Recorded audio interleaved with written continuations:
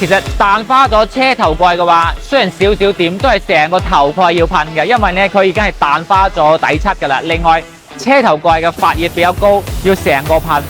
因為佢好多嗰啲石頭仔咧，一定係要磨得好透，磨得好透之後再去填灰，填灰之後我哋要做翻環氧，咁先得。如果唔係，到時候佢會有凹點。